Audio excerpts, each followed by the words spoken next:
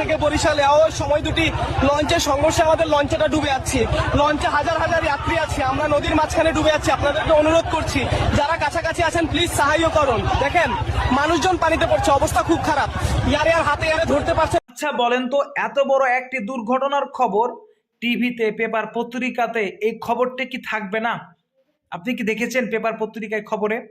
এমনটা কি দেখেছেন? এগুলো সব এআই দিয়ে ভিউ পাওয়ার আশায়, শেয়ার, লাইক, কমেন্ট পাওয়ার আশায় এইগুলো সব তৈরি করে।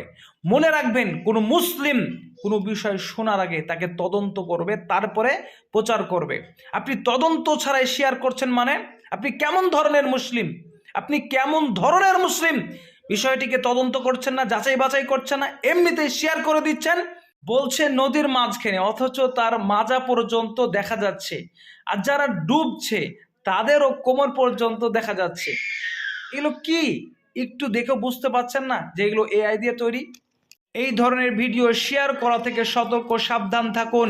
এই ধরনের ভিডিও যারা বানায় তাদেরকে আইনের আওতায় নিয়ে এসে কঠিনতম শাস্তি দেওয়ার প্রয়োজন রয়েছে। এরা কেন মানুষকে ভয়, ভীতি, আতঙ্কের মধ্যে ফেলবে? এরা জাতির কলঙ্ক, এরা জাতির ক্যান্সার। এদেরকে কড়াতম কড়া শাস্তি দেওয়ার প্রয়োজন রয়েছে আইনের মাধ্যমে।